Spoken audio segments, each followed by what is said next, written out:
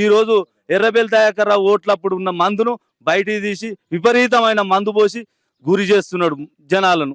ఆ మైకంలుండి వాళ్ళు ఏం మాట్లాడేది కూడా తెలుస్తలేదు ఈరోజు. ఇప్పుడు ఒకటే బీసీ నుంచి తీసుకొస్తానని నినాదం అంటాడు. రెడ్డీసు 30 ఏళ్ళు అయింది వచ్చి, 30 ఏళ్ళ తర్వాత వచ్చినది బీసీ. మళ్ళీ రేపు నా అవకాశం కూడా ఉంటుంది. కానీ జనరల్ ఏంటంటే తను కూడా నిలబడవచ్చు, మేము వద్దనేది కాదు. అతన్ని మేము వ్యతిరేకించాను మేము ఎందుకంటాం. కాకపోతే బీసీలల్లో గొల్లోళ్ళు ఉన్నారు, గౌడ్స్ ఉన్నారు, ముదిరాజులు ఉన్నారు, పద్మశాలీలు ఉన్నారు, ప్రతి ఒక్కరు ఉన్నారు, షాలోళ్ళు ఉన్నారు, ఇంకెవరు మన శాతాన్లు ఉన్నారు. వీళ్ళకి ఇవ్వచ్చు కదా బీసీ మీద ప్రేమ ఉన్నప్పుడు. మరి అదే ఇటుకెళ్ళి జనరల్ ఉన్నప్పుడు ఎవరైనా అదే కిషోర్ రెడ్డి నిలబడనుండే, నిలబడితే ఏందనేది తెలుసుకుందాం. ఆయన ఏమున్నది, ఎవరిని ఇటుకెళ్ళి వాడిని ఇవ్వాలా నిలబెట్టి. ఇంతకుముందు కూడా ఒకళ్ళు నిలబెడితే లాస్ట్ టైం కూడా చాలా ఇబ్బంది జరిగింది. ఆ కుటుంబం నుంచి నిలబెట్టపోయి అశోక్ రెడ్డి అనే కుటుంబం నుంచి నిలబెట్టి అంతకుముందు ఒక ఎంపీటీసీగా అది ఓడిపోయిండు. ఆ ఓడిపోయినప్పుడు అదే కుటుంబం నుంచి ఎందుకో తీసుకురాలేదు. మేము చూత కాంగ్రెస్ పార్టీ, మేము వేరే పార్టీ అనేది ఏం కాదు. రెడ్డిస్ అంతా మా వర్గం ఎక్కువ ఉన్నది. రెడ్డిస్కి ఇవ్వకపోవడానికి కారణం ఒకటి అంటే ఇస్తాడు, మేము కోరలేదు. దానికి ఎందుకు అంటే ఒకసారి ఎంపీటీసీగా ఎన్ఎం సోమిరెడ్డి గారికి ఇప్పుడు ఉన్న నిలబడ్డ సర్పంచ్ ఎంపీటీసీగా నిలబడితే నామినేషన్ వేసి అమ్ముడు పోయిండు.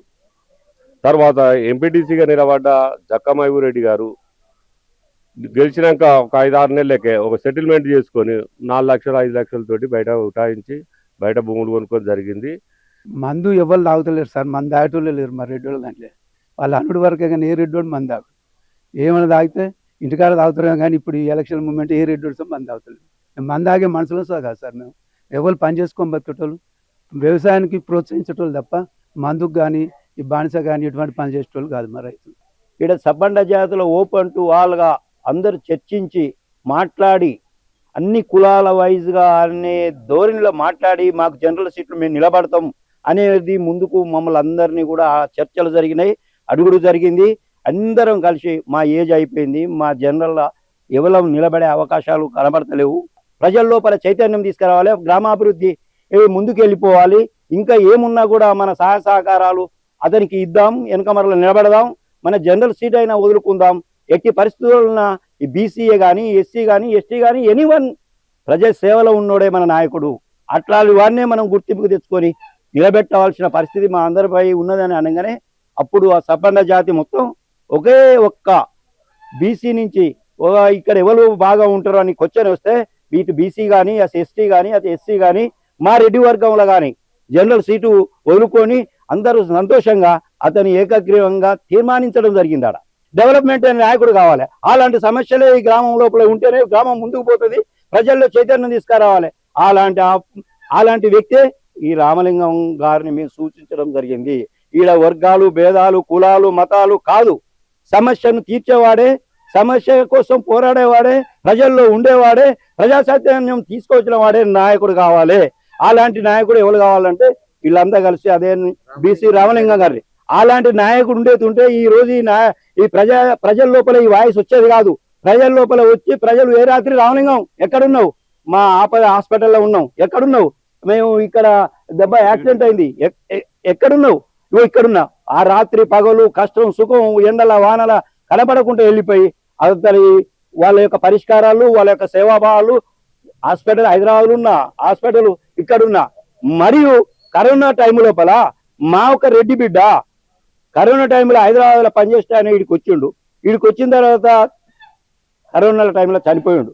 అలాంటి టైంలో మా రెడ్డి కులంలో ఉన్న మొత్తం ఏ ఒక్కరు కూడా రెడ్డి అనే వాళ్ళు వాళ్ళ ఇంటి ముందుకు రాలేదు. అతడు జరిగిపోయిన కాడికి పోయి ఇదే రామలింగం దాన సంస్కారాలు ట్రాక్టర్ తెప్పించి జేసీబీ తీసుకొచ్చి ఆయన దాన సంస్కారాలు చేసిండ్రు. ఒక్క రెడ్డి వచ్చిండో ముందు అది ఆలోచించండి గ్రామం లోపల.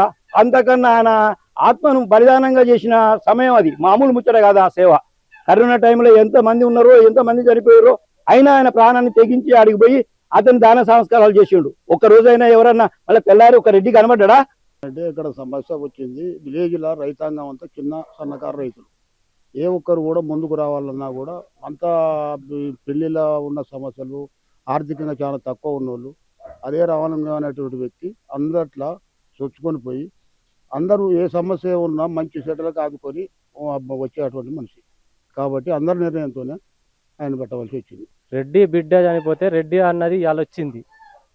అయితే ఆ రెడ్డి బిడ్డ చనిపోయినాడు ఇదే రామలింగం ముందుబడి చేసిండు కొన్ని సేవలు. అట్లాంటి దానికి ఇవాళ రామలింగం ఉంటేనే ఊరు డెవలప్ అవుతుందని రెడ్డిలు అందరం అనుకున్నాం. ఇక్కడ ఉన్న జరిగే పొజిషన్లో ఈ రెడ్డోనికి ఇస్తే రెడ్డోడు ఒకటి అమ్ముకునే ఒకటి పైసలు తీసుకొని పోతుండే. మరి ఇక రెడ్డోడు అనేది ఏడున్నది? కిషోర్ రెడ్డి గారిని టార్గెట్ పెట్టుకుని ఎట్లా మాట్లాడుతాడు? ఎన్ఎం సోమిరెడ్డి కన్నా ముందు ఝాన్సీ రెడ్డి అమ్మ వచ్చిన దగ్గర నుంచి ఆమె కోసం కష్టపడి నేను ప్రతి 3 ఊర్లకు ఇన్ఛార్జిగా చేసినాను. ఆ రోజు నుంచి ఈ రోజు కూడా మేము ఇంత కష్టపడి ఒక ఎమ్మెల్యేగా యశస్వి రెడ్డి గెలిపించినందుకు మాకు ఈరోజు ఏం ఫలితం ఇచ్చారు మీరు మేము మీకోసం ఆర్నిశలు మా ఇంత కుటుంబ సభ్యులను కూడా కాదని మేము తిరిగాము. అలాంటిది మేము గుర్తించకుండా ఈరోజు దొంగలు వచ్చి మీ దగ్గర చేరి మా రెడ్డి అంటున్నారు. ఈరోజు ఆ రెడ్డి మాటలు విని మీకోసం కష్టపడ్డ వాళ్ళను ఈరోజు దూరం చేశారు.